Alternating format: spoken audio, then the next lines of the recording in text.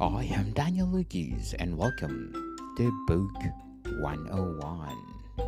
Book 101 is all about the books that I read for the last 40 years, and today I have my special guest. He is the author of several books, no other than Mr. Cody Engdahl.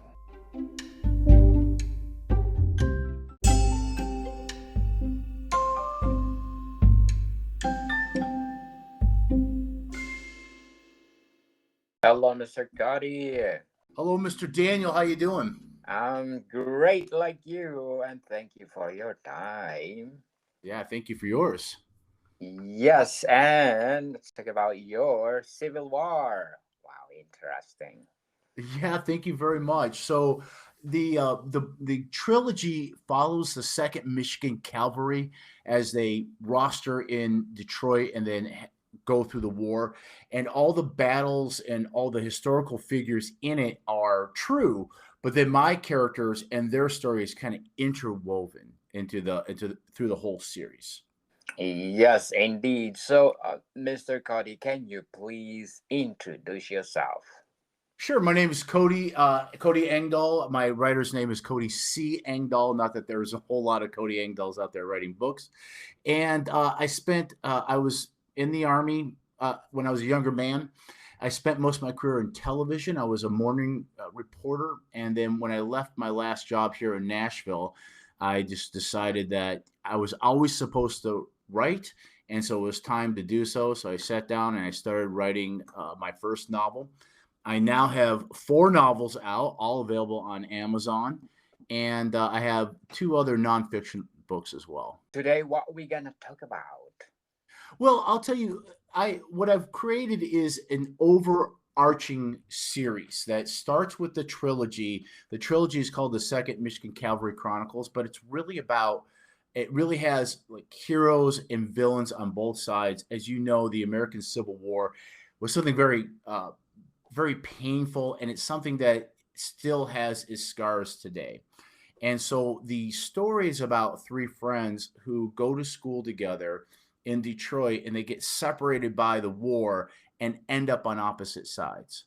And so throughout the war, they'll have their own adventures, but then they'll also end up re-encountering each other. And some of the themes I like to write about are like honor amongst enemies, and what do you do when your best friend is wearing the uniform of the enemy, and how do you manage and weigh your duty and your patriotism to honor and love and friendship. Interesting indeed, Mr. Cody. So Thank before you. we go deeper to your novel, let's talk about who you are. Who are your favorite author or authors? Yeah, I'll tell you. I'm a big fan of historical fiction. I like, you know who I like? I like Baptiste Pinson Wu that you had on your show just the other day. He's great. Oh, I've yes. read I've read his first book. It's wonderful. Like a lot of us, I'm a big fan of Bernard Cornwell.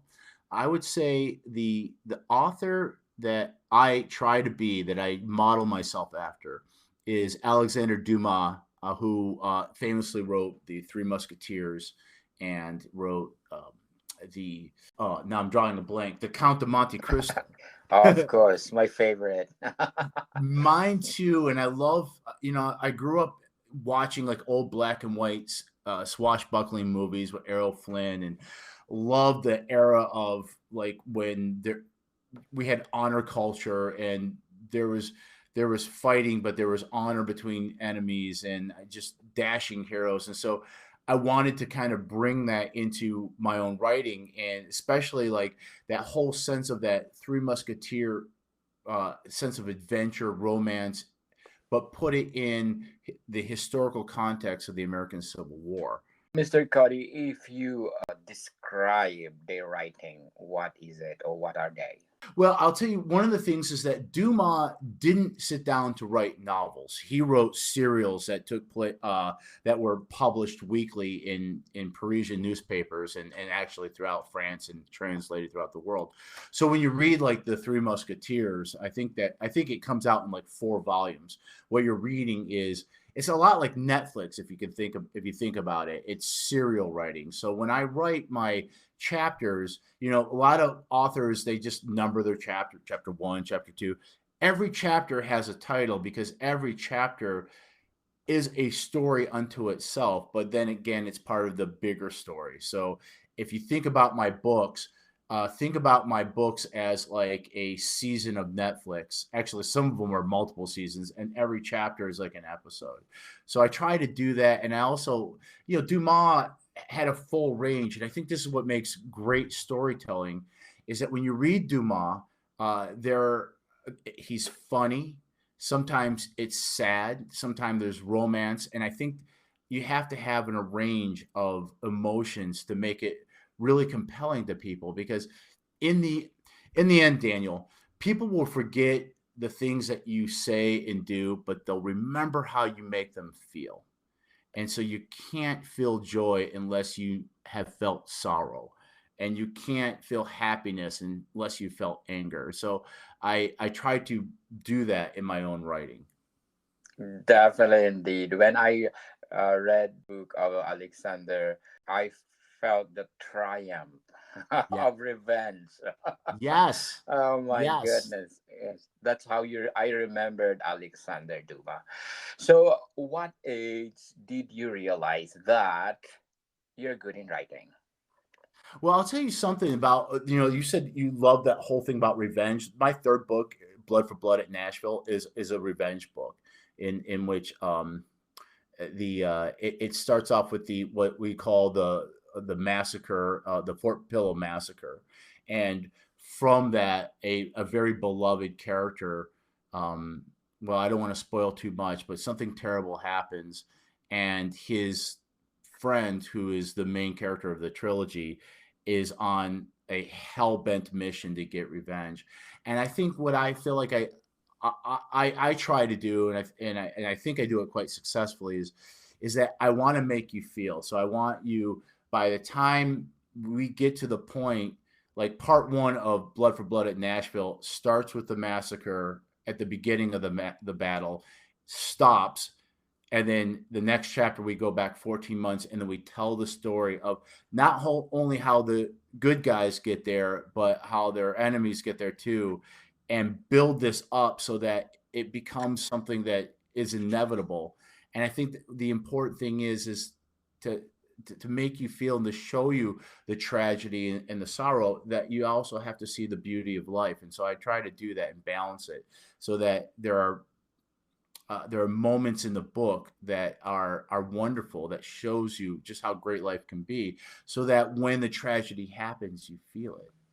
And I guess that's the someone once said, and I don't know who said this, but they said that the historian will tell you what happened, but the novelist will tell you how it felt. And so my goal, and I think I do a pretty good job, my goal is to take you there, and at the same time try to keep all my books as historically accurate as possible. So like the battles and the historical characters are real, but my characters are interwoven into those stories. Very well said, Mr. Cody. So, Thank you. who influenced you, or who encouraged you to do your writing? Okay, so I would say there are four authors. I mean, there's a lot of authors that I love, and some of which you've interviewed. But the four that really have done it for me is, first of all, I learned that I love historical fiction as a reader. And I will say this, Daniel, you can't be an author, you can't be a writer if you're not a reader first. You have to love books to truly write books that other people will love. Because if you don't, then you're fooling yourself. Go get a guitar or do something else. Um, so I would say Bernard Cornwell is the person. I've always loved historical storytelling, movies, books. I didn't realize that historical fiction was a genre until I started reading Bernard Cornwell, and a lot of us, I think, follow him in his footsteps. And if you don't know who he is, he's the man behind the Last Kingdom series, is based off of his books. He's also got a very famous Napoleonic Wars with this character, Richard Sharp, which I absolutely love. Another person is K.M. Ashman. He's a Welshman. He writes like British medieval stuff. he was the first person that I read on Kindle, and I realized that he started out as an independent and then eventually went with a big publisher. So he was the one that, first of all, I love his writing, and I'm very lucky to be friends with him on social media. I love his writing. He's the one who showed me that I could, that this could be done, that I could make my dream come true. I already talked about Alexander Dumas. Alexander Dumas is the person that I try to be like. And so if you like Dumas and you like the Count of Monte Cristo, I think you'll like my writing. The final person of that, my four-legged table here, is I'm going to screw up the name. It's Arturo Reverte Perez. Or no, Perez Reverte. I knew I was going to screw it up. I knew it was three names. He's a Spaniard, and he wrote the Alatriste books, and they actually did a movie. It's the most expensive Spanish language movie ever made, and it's got Vito Morgensen in it, and it's wonderful. And he himself is a big fan of Alexander Dumas, and so he also tries to write in that way. But I remember, I think I read the second, I read the whole series, and I was reading the second book, and I just, there's so many times where I'd read a passage and I would just have to set it down and just like absorb what I just read, because his writing was so beautiful and it made me feel so much. And then finally I said, I got to do it. I have to start writing. Either I start writing now, because I've been saying it all my life that I was, one day going to start writing books. Either do it now or just stop talking about it. So I would say those are the four writers that most influenced me. Oh, interesting, Mr. Cody. So Thank you. are you a gardener or an architect? Okay. I would say that I am. I think I heard you ask Pinson Wu this, and in other words, do I plot my books out or do I fly by the seat of my pants? Is that what you're asking me? Yes. Okay. I would say that first of all, this is not a one or the other. It's a continuum where you fall somewhere on the line between the two. I would say that is an architect someone who plots. Yes. Okay, I would say that I'm mostly a plotter, and when I sit down to write a book, I have a very good idea of how I want it to begin, how I want it to end, and how I want it to, or what I want to have happen in the middle, and and loosely connect some of the events. A lot of it has to do with the actual history that happens as well. I keep a rough outline that I'm constantly updating and changing, because I also allow myself to evolve and let the story evolve too. So every one of my book every one of my books have things that surprised me that I didn't have planned right away, but as I was, the overall plan was there, the overall plan for the whole series. And I got 10 more books already thought out that I just but I allow myself, the story is simple, but then I allow things to happen. And sometimes even, I mean, almost every book I've surprised myself with something I didn't realize I was going to do, and still until it came to me. And then I'm like, oh my God, this is great. Because when you're in the moment, you're in the moment. And that's when you just, you grab things. So I think, and I would say to all your listeners, and I'm sure a lot of them are authors like me, either authors like me or aspiring ones, is to kind of ride the line both ways. You should have a plan for sure, but don't have it so rigid that you can't make changes when you have inspiration or opportunities that come to you. Very well said, Mr. Cody. So Thank you. what are your short-term and long-term goals in writing? I would say, first of all, you have to find, once again, you have to find that space on the continuum between being an artist and a businessman, right? So so you definitely should be writing what you love and your passion is, but you should also have an idea to marketing and how to build, because if you don't build an audience, no one's going to care about your artistic heart, ringing your artistic heart onto a page. So I would say that, I have four novels right now. I'm writing my fifth one, and my biggest goal right now is to just really build up a readership. And I'm doing a pretty good job so far. I have great read through. So usually when people read the first book of my trilogy, Rampage on the River, they come back and they read the Perils of Perryville, which is the second, and Blood for Blood for Nashville, and then Mexico My Love, which is the prequel. So I guess the short term goal is to build a readership so that eventually I'm putting out books, and before they even hit the shelves, I have pre-orders and people waiting to read them. And I do now. But I want to get that bigger and bigger. Long term is I want to write as many books as I can before I die, and that's not going to be for a very long time, I hope. I wish you all the best for Thank that. you. My series right now is called The Long Century because a lot of historians talk about what the long 19th century, which not just the 1800s, but the long 19th century starts with the French Revolution, and a lot of the things that will come to bear come out of that, like communism, capitalism, fascism, nationalism, all these things that really shaped our future of the whole world. And so according to scholars, the long 19th century starts with the French Revolution and goes all the way to World War One. And all the seeds for World War One are planted in in that time during the French Revolution and grow and grow and grow until we have World War One. And World War II is an extension of World War One. So my plan right now is I have a series of novel. They start with the American Civil War, but the overall expanding universe that I'm writing in is going to encompass that whole period, the long 19th century, and I even include World War One and World War II because those wars are really two parts of the same conflict, and they're the culmination of everything that happened starting with the French Revolution and onward. Amazing, Mr. Cody. So Thank you. before we go on, I want to shout out to the people listening in the United States. Yay!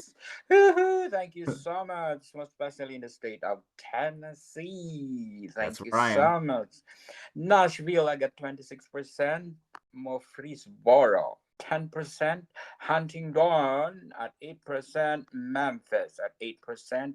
Ottawa at 5%, Mackenzie at 5%, Franklin at 5%, all 5% people, Hickson, Chattanooga, Bristol, Signal Mountain, uh, Greenville, Lebanon, Katlinburg, Yep. Cleveland, Clarksville, and last but not the least, Savannah.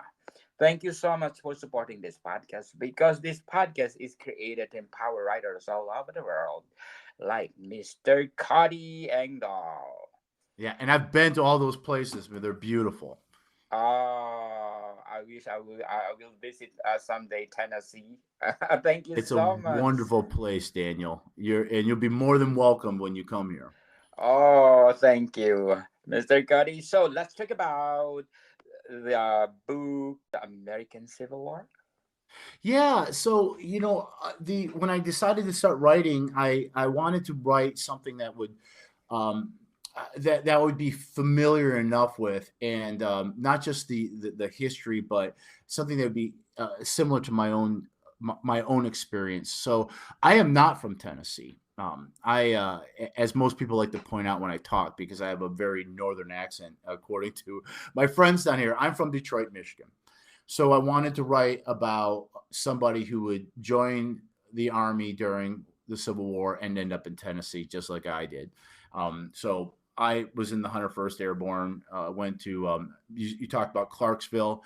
I was stationed at Fort Campbell there. Got out and then fell in love with Nashville. I've actually lived all around the world, but I've finally made my way back here. So the American Civil War it's a fascinating event, and it's really funny how popular it is.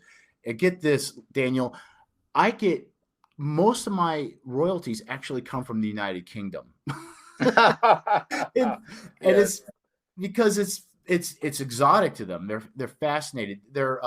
there are American Civil War reenacting troops in Italy, in Poland, in the United Kingdom, in Germany, all over the world. I follow a lot of their groups. And I think what makes people very interested in it is that you really have like two sides that are very much like each other. You have brother versus brother, friend versus friend. So the that's kind of the theme that I wanted to write to, because in my books I don't write about good guys and bad guys. I write about real people who are caught up into something that is bigger than they are. And of course, there's a lot of fascinating stories and a lot of real stories that are mixed in with my fictional story that is interwoven with that. And also, a lot of times, if you read my books and you're reading about a battle or you're reading about a real historical character, I'm telling you, like, truly how that battle went down or truly how that person was. And there's so many fascinating little stories. And one of the things I like to do is at the end of each of my books, I have what's called a historical note. And there I go back and I talk about the real historical stories that are in my books, and I'll tell you a little bit more about them, or I'll tell you about things that I wasn't able to get into the book but I thought was fascinating. So that really got me. And then the if you read my first book, Rampage on the River, you'll see that I set up kind of a mystery about the main character's parents, and I reveal the truth about that in the second book, Perils of Perryville. But the prequel, Mexico, My Love, is will tell that story, and it's the story of the parents of my main character, Carl.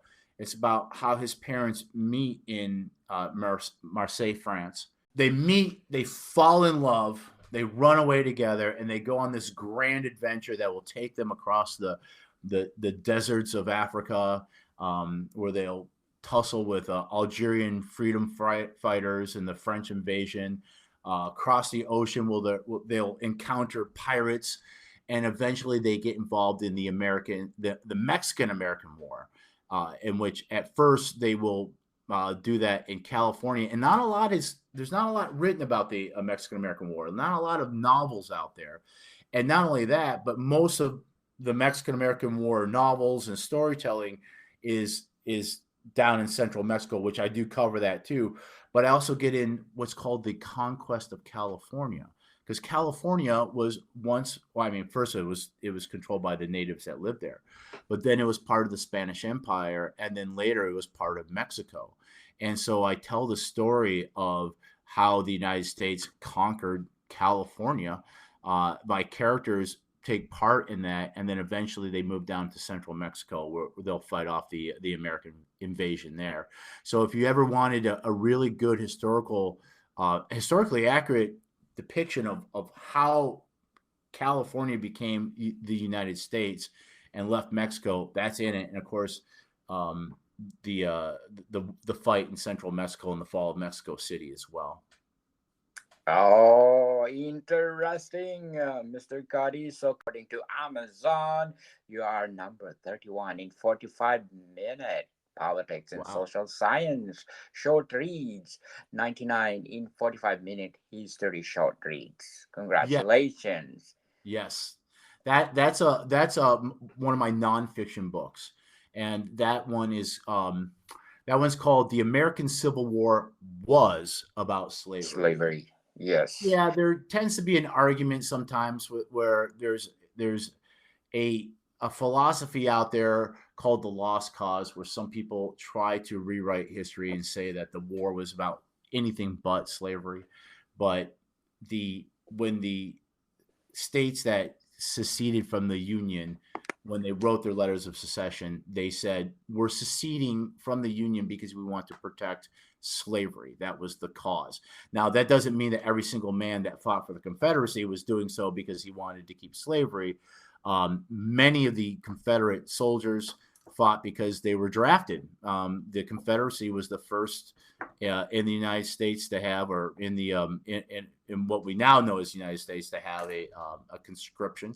The Yankees, the Northerners did so as well. short time afterwards. And a lot of the people that fought for the Confederacy did so because, well, there was an invading army down there that was burning their farms and doing terrible things, and so they felt the need to fight for their states and to defend their homeland.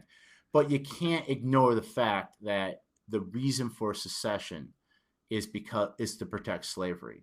And I think the easiest way to say is that the argument over slavery was the cause for secession, and secession is the cause of the war. Okay, interesting. So, do you think, Mr. Cody, slavery in the U.S. is already totally abolished? Well, slavery is a very loaded word because what really is slavery? We have it today. Back then, we had systematic legal slavery in which people could buy other people and force them to do labor. It's happening today. There's a lot of traffickers. A lot happens to migrant workers that come over and they don't have documentations and they are abused and they are manipulated by people who use them for their labor, and they hold them hostage because, hey, you're going to work for me and you're going to work for whatever I pay you, and if you don't, I'm going to turn you over to the authorities. So, unfortunately, slavery in one form or the other still exists really all over the planet. And of course, we're constantly trying to eradicate it. But as far as legalized and systematic institutional slavery, like the chattel slavery we had before the Civil War, thankfully that was abolished with the Emancipation Proclamation that gave it gave freedom to our fellow Americans. And in fact, I don't know when this is going to air, but tomorrow is June 19th, and it's a very it's been a holiday in Texas for over 100 years, but it's becoming more and more of a national holiday. And this is when Gordon Granger, who is in my first book, The Real Gordon Granger, is in Rampage on the River.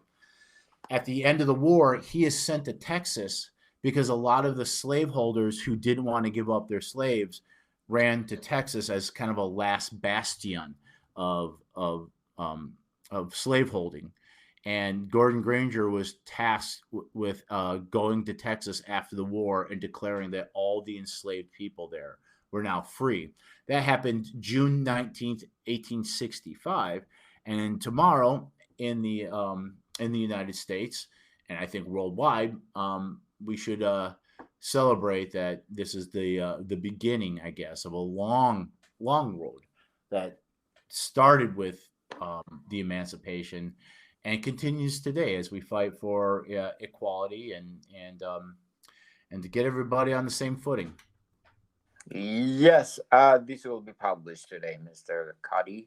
Okay, great. Yes, I make sure that tomorrow is widely available to Spotify, on Apple, or whatever podcast you're listening. So, the American Civil War, what are your preparation in doing it? I would say the first thing I did was I wanted to I wanted to find a regiment and then use them as the structure of the trilogy. So I wanted to find a regiment that would muster in Detroit and end up at the Battle of Nashville. And the Battle of Nashville is the big finale of Book 3 and the end of the trilogy. And so I picked the Second Michigan, and I want Second Michigan Cavalry. I wanted cavalry because guys that are in the artillery or in the infantry, they're kind of stuck at camp, so there's not a lot of storytelling you can do outside of the actual history. But cavalry, they go on raids, they go on patrols, so you can get them kind of away and do side adventures. And just a little bit of a spoiler on Rampage on the River, my Yankee and my Confederate guys who were best friends, now enemies, have to come together and go on a kind of an adventure that they have to work together that brings their friendship back. So I picked the Second Michigan Cavalry. And then what I did is I looked at their overall trajectory through the war.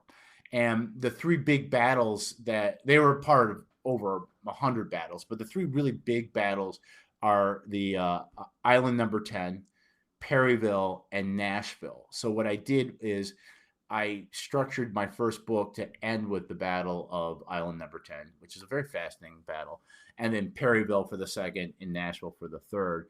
And then really my story of these friends kind of took over. And so I was able to kind of weave this story.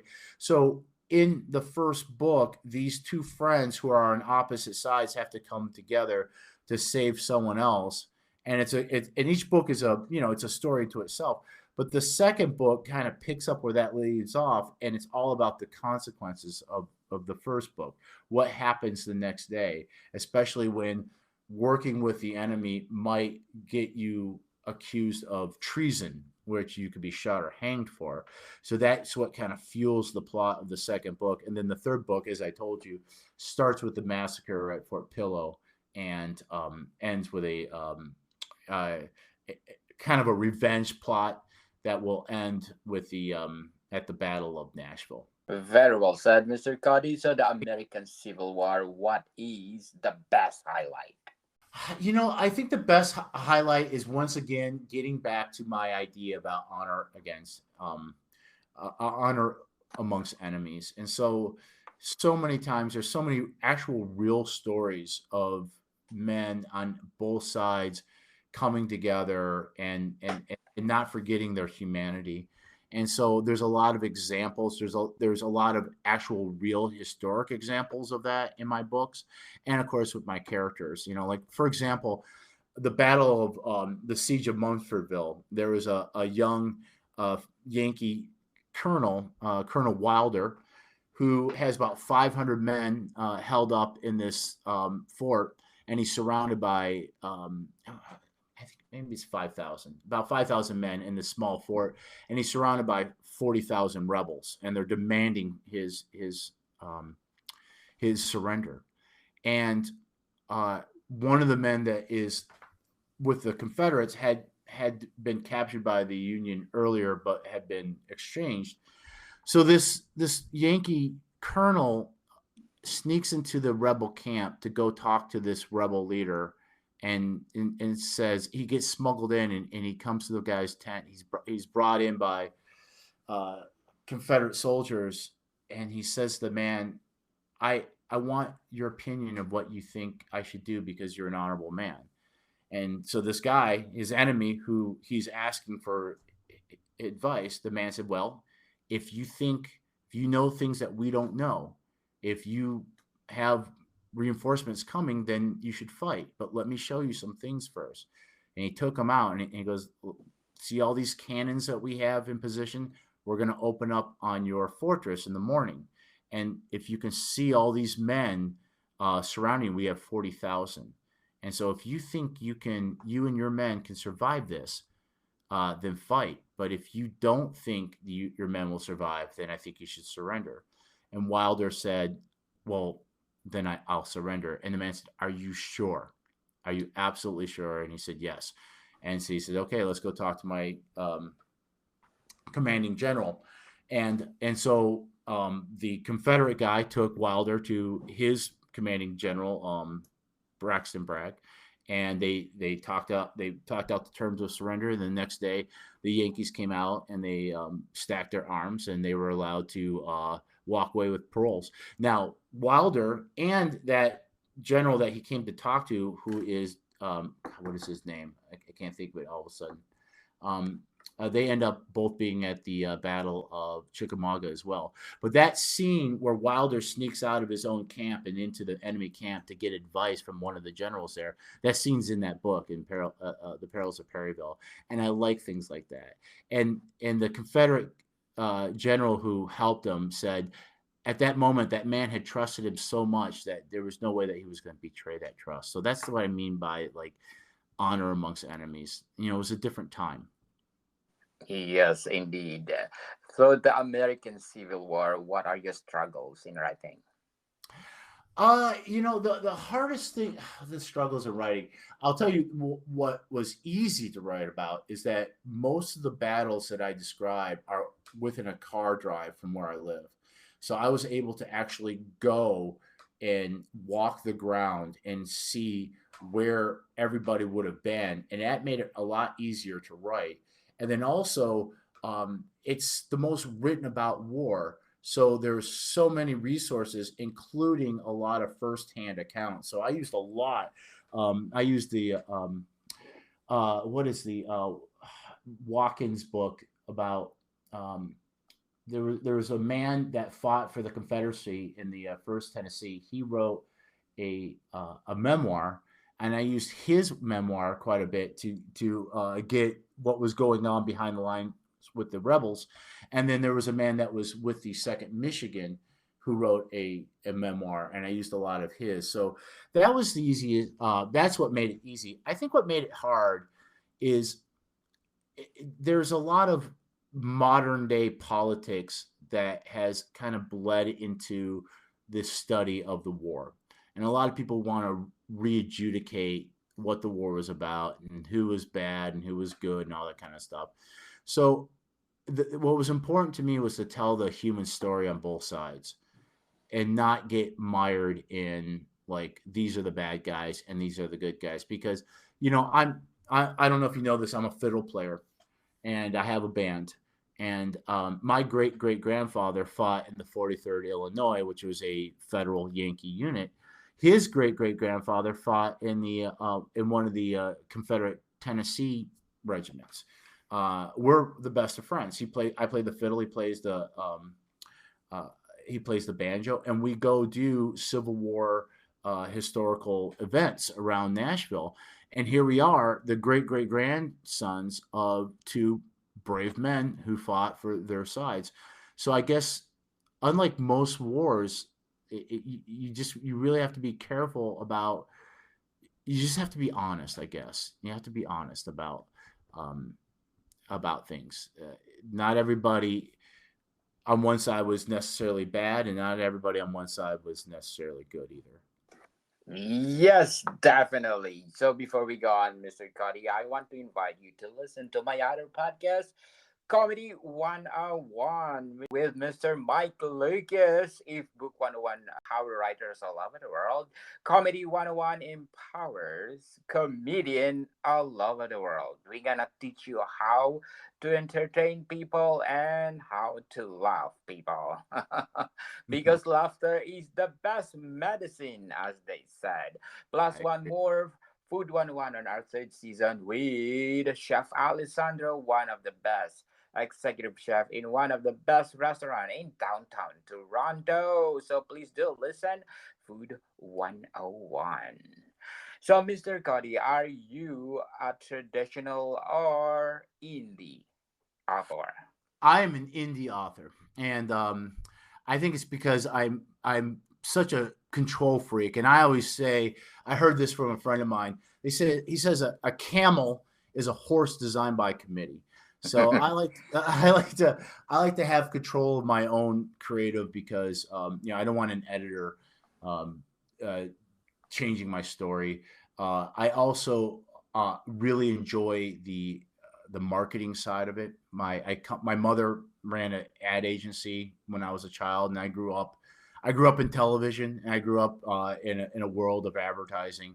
So I really enjoy getting my hands dirty with the business of it. And I understand a lot of traditional published people, they like it because they can write their draft, hand it off to someone else, they polish it up, and it gets published, and they don't have to. They can start writing their next book, and the publishing house does all the work as far as marketing. I like doing that work. I like doing that as much as I like writing.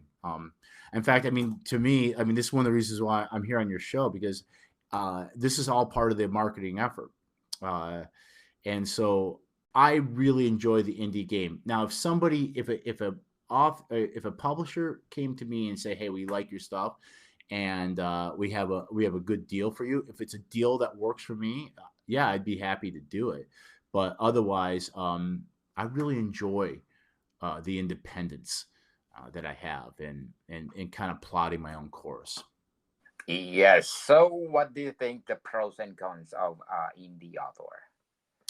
I think first of all, you are directly in control. I won't name any names. I know a person, an author that I like a lot, and I've read several of his books. And he announced on social media that he was retiring, and then the reason being was because he had been with a publisher. His publisher finally dropped him, and he published one indie book, and it didn't do well. And then he's like, "I'm done."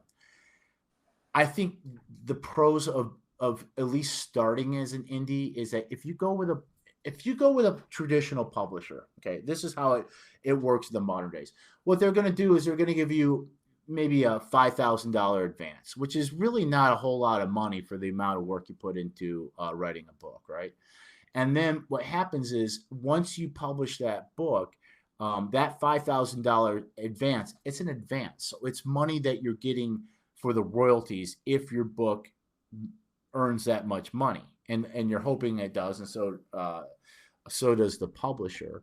But if it doesn't earn that money, then you'll probably get dropped and you won't get a second deal. And not only that, they own your intellectual property. So I'm not saying don't ever go with a traditional publisher. But what I would say to any author out there who's dreaming of becoming one is establish yourself first.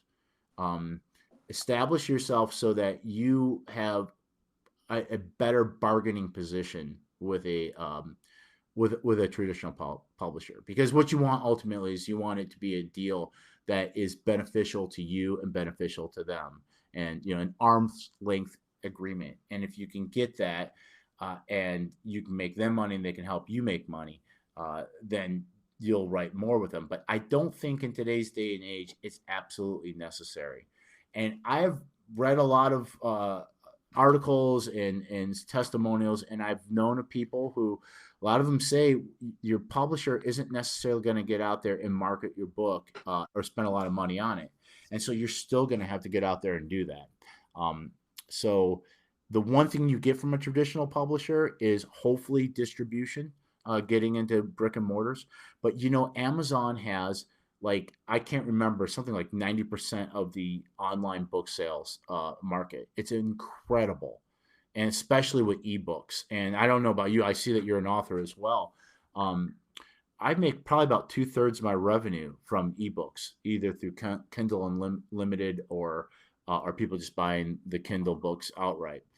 I still do make money on print, on paperbacks and hardcovers. And I also I do a lot of events. I could do a lot of Civil War shows or author talks where I bring my own author copies, and I'll do a lecture and then I'll sell books afterwards.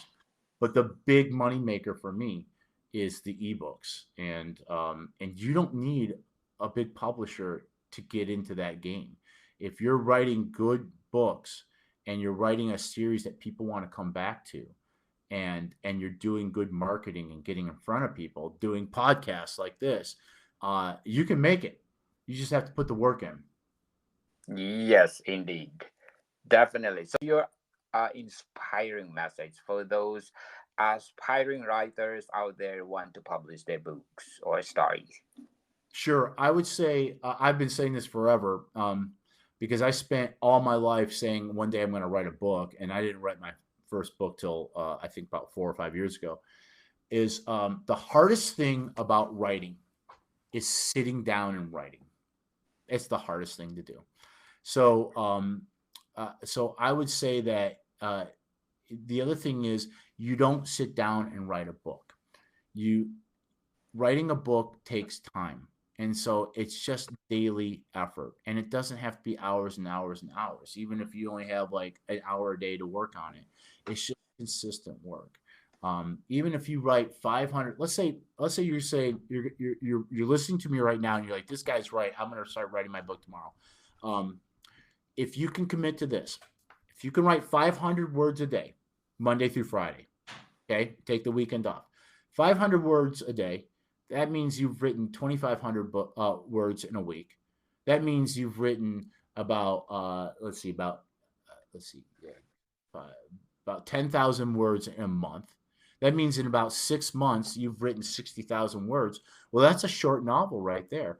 You could have a novel, a 80,000 word novel in 8 months.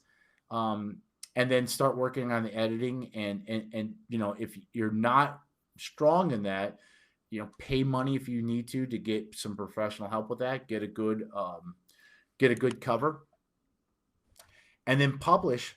And then as soon as you got that book out, start writing the next one. And that's the big thing. And I'll tell you, Daniel, my books sell each other. My first book came out, my first novel, and I had my first blip in sales, and I had a spike. It was great, and then it fell off, and then it leveled out, and then the second book came out, and then the spike was even bigger. And once that spike was over, where it settled was higher than where it was before. The third one even bigger, and now with the fourth one, and it's funny because when I finished the trilogy, once the third book came out, the second and first one really started selling a lot. And I put out my fourth book, Mexico My Love. That came out the day after. Well, in the U.S. we have Thanksgiving, which is the end of November. And that once that came out, everything started really building. So it's an accumulative thing, and the more books you get out, the more your older books are going to sell. And if you can write in a series, that's great. And if you can write in a series that people want to read, that's great. So, and I'll Yes. tell you, if you're writing a series and it's a dog and people aren't reading book two, start a new series. Yes. Try and try until you succeed, people. That's life. Yeah, that's life. And it's not how many times you get knocked down; it's how many times you get back up. Yes. And people, if you have the passion in writing, go for it. Probably you are one of the best in the making. One of the Thank best you. author, right? Thank you. Yeah, we're all climbing the mountain, and I'll tell you, there are authors that are way up on that mountain, higher than me, that have helped me, that have given me advice. I have authors that I have coached and helped them publish their first books, and I coach them um, on their marketing, and we're all just somewhere on that path. And for some of us, Yes. the path is faster, some it's slower, but even the most you don't even have to be that incredibly talented. You just need to be that incredibly dedicated and willing to listen, willing to take criticism, and willing to work on your craft. And I think if you really pour your heart into it, it's achievable. It's achievable for all people. Yes. Work hard, people. Work hard. Nothing beats working hard. Yes. And for the marketing, you are free to come to me and let's promote your book. Absolutely. You know what, Daniel, you're one of the hardest working men I know. I mean, you got 4 podcasts, Yes. I have 6 podcasts right now, six maintaining it. podcasts. You got a ton of books out on Amazon, and you're a chef. Yes. I have a day Wow. job. I am a chef on a retirement home. So imagine, people, I'm a machine. So if I I bet. can do it, you can do it. Come Yeah, on. no excuses. No excuses. I like to cook too as a hobby. Oh, can you guess on my food 101 and let's talk about it? Sure, sure. We could talk about cooking ribs. So, Mr. Cody, can you please invite our listeners to buy all your books? Yes. So if you liked this and you want to learn more, I'm on Amazon. My name is Cody C. Engdahl. That's Engd as in David AHL. I have a trilogy about the American Civil War. It starts with Rampage on the River, and even though all the books are connected, you can read them out of order if you want. Some people are just interested in the Perryville book or the Nashville book. And then my latest book, I'm sorry, Mexico My Love is a prequel. So you can start there, although it will spoil a little bit of a mystery uh, that gets solved in the Perils of Perryville. But anyway, all my books, there's a free sample that you can read. So you can read the first chapter or two, and if you like it, read on. If you don't like it, that's fine too. I'm writing my fifth book now called the Prussian Prince. It's about the main character after the American Civil War. All he wants to do is get back home to his wife. And he comes home and he finds out that his wife, who's German, has moved back to Prussia to have their child. And so he's going back to Prussia to be reunited with his wife, and ends up getting involved in a clash of empires that will basically write the rest of history. It's kind of the seeds of World War One. We're seeing the rise of the Kingdom of Prussia, which will eventually become the German Empire.